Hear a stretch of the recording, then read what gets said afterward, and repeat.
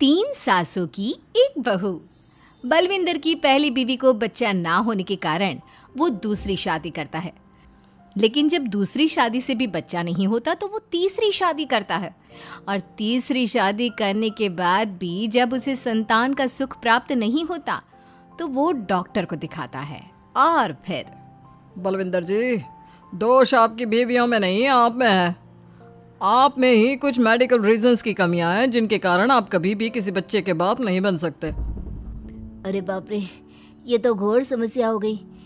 एक बच्चे का बाप बनने का मेरा सपना था और आज वही चूर चूर हो गया। तीन बीवियों में पहली बीवी इंद्राणी, दूसरी बीवी सुधा और तीसरी बीवी कलावती।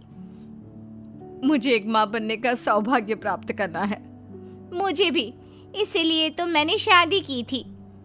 अरे लेकिन अब किसे पता था कि हमारे पतिदेव में ही कमी होगी। अब हम क्या करें? हम एक बच्चे को गोद लेते हैं। तीनों एक बेटे को गोद लेते हैं जिसका नाम प्रमोद रखा जाता है। 20 साल बाद अब तीनों भी बूढ़ी हो चुकी होती हैं। बलविंदर भी बूढ़ा हो चुका था। प्रमोद एक अच्छी नौकरी करता है। उसकी शादी की उम्र हो चुकी थी, इसलिए तीनों माएं प्रमोद की शादी पाखी नाम की एक लड़की से करा देते हैं। शादी के बाद बहू पाखी की पहली रसोई की रस्म की बारी आती है। मेरी प्रिय तीन सासू माओ, आज मेरी पहली रसोई है। बताइए क्या बनाऊं? क्या पसंद है आप तीनों को? बहू तू ना कढ़ाई पनीर, सूजी का हलवा और पुदीने की चटनी बना दे। अरे नहीं नहीं, ये क्या पसंद है। अरे पाखी बहू, तू छोले भटूरे, सरसों दा साग और मक्के दी रोटी बना और पंजाबी लस्सी भी बना दे। ओफो, सच में मेरी सौतन हो। खाने के मामले में तुम्हारा टेस्ट और चॉइस दोनों भी बकवास है। बहू, नॉर्मल सिंपल सात्विक भोजन बना दो और हलवा पूड़ी खीर का भोग चढ़ा दो भगवान को मंदिर में। अरे कैसे तुम दोनों अपनी मनमानी कर रही हो? मैं तुम दोनों से पहले आई थी बलविंदर जी के जीवन में, और तुम दोनों से उम्र में भी मैं बड़ी हूँ। इसका मतलब मैं पाखी बहू की बड़ी सास हुई नहीं। उम्र बस एक अंक होती है। मैंने सबसे ज़्यादा देखभाल की है प्रमोद की, इसलिए मैं एक सास होने का ज़्यादा हक रखती हूँ। पाखी बहू, तुझे मेरी बात माननी होगी। नहीं, तू मेरी बात मानेगी।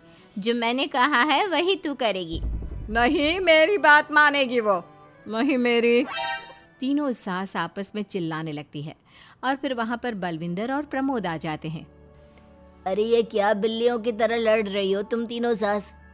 पाखी बहू को घर में आए पूरे 24 घंटे भी नहीं बीते हैं। बाकी तुम एक काम करो, तीनों माओं की कही गई डिशेस में से हर एक की 50-50% डिशेस बना दो। लेकिन लेकिन लेकिन बस, अब प्रमोद ने कह दिया सो कह दिया। तुम तीनों अब झगड़ना और बहस करना बंद कर दो। पाखी तीनों सासों की कही गई आधी आधी डिशेस बनाती है और इस तरह अपनी पहली रसोई की रस्म पूरी करती है, जिसके बाद उसकी तीनों सास उसे शगुन और नेक देती हैं। फिर एक दिन, अरे पाखी बहू, तुमने अपना सारा काम निपटा लिया है ना? तो जरा यहाँ आना। मेरे ना घुटनों की मांसपेशियों में बड़ा दर्द हो रहा है। जरा तेल या बाम से मालिश तो कर दे बेटा। तभी वहां पर इंद्राणी और कलावती भी आते हैं। पाखी बहू, चलो मेरे साथ बाजार। मुझे ना नई साड़ियाँ खरीदने हैं। तुम्हारी फैशन सेंस बहुत अच्छी है ना, इसलिए मैं चाहती हूँ कि तुम मेरे साथ चलो। अरे पर मैं यहाँ पे पहले आई, तुम्हारे साथ ही सही, लेकिन मेरी स्पीड सबसे तेज थी। पाखी बहू, मेरे कमरे की अलमारी और पर्दे साफ कर दो ना, बहुत धूल जम गई है। मुझे खांसी भी आ रही है। अरे ऐसे कैसे तुम दोनों मेरी बहू को अपने साथ ले जा सकती हो? सबसे पहले मैंने बहू को कहा है कि वो मेरे घुटनों की मालिश कर दे। अब जाओ, 1 घंटे के बाद अपनी ये फीकी शक्लें लेकर फिर से आना।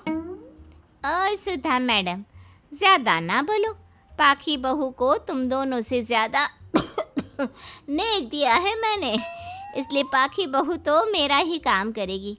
और वैसे भी ये सुशील सर्वगुण संपन्न बहू अपनी इस बेचारी बूढ़ी सास को खांसते हुए कैसे देख सकती है? क्यों पाखी बहू? हाँ, पर नहीं पाखी बहू, तुम इन दोनों की भावनाओं के जाल में मत फंसो और रही बात शगुन और नेक की, तो रिश्तों को प्यार के भाव से तोला जाता है, ना कि पैसों के भाव से। मतलब ये कहीं के। ओ इंद्रानी, ज्यादा मत उछलो, पता है कौन कितना मतलबी है। उफो, अब फिर से आप तीनों मत शुरू होइए। मैं आप तीनों की काम करूँगी, लेकिन बारी बारी। सबसे पहले सुधा सासू माँ का, फिर कलावती सासू माँ और फिर इंद्रानी सासू माँ का। इसके बाद तीनों सासों में फिर से लड़ाई और कहासुनी छिड़ जाती है।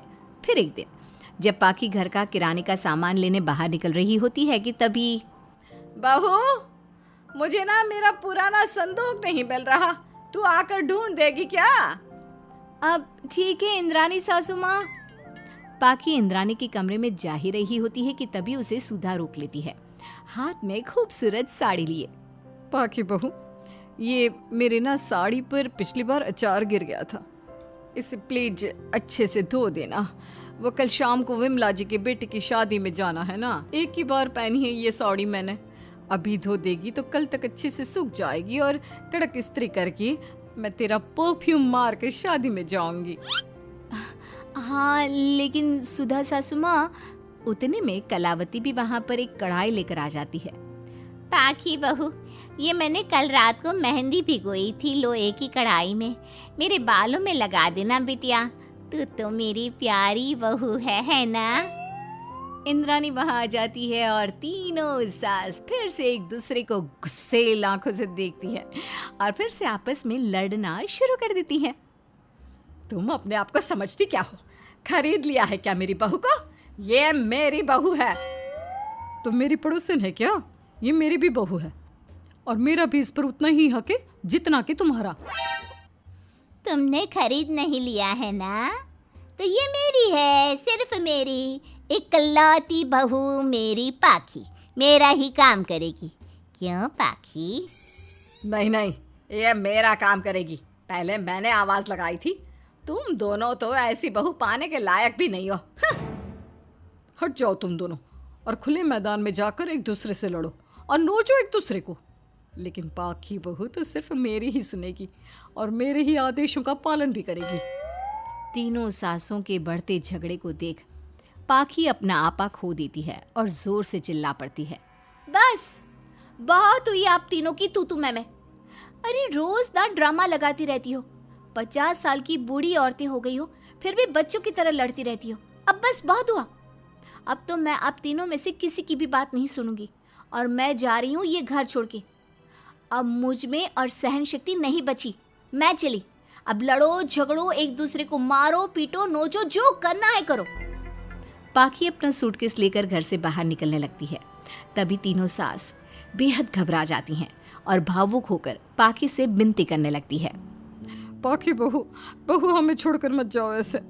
अरे हम तुम्हारे बिना मर जाएंगे। इतने कम समय में ही तुम हम सबकी जीने की वजह बन चुकी हो। माफ कर दो हमें बेटा। हाँ पाखी बहू, हम आइंदा से कभी नहीं लड़ेंगे और हंसी खुशी मिलकर बात करते रहेंगे, वादा करते हैं। हाँ बहू, लेकिन तू मत जा प्लीज, ये घर तेरे बिना सुना सुना हो जाएगा।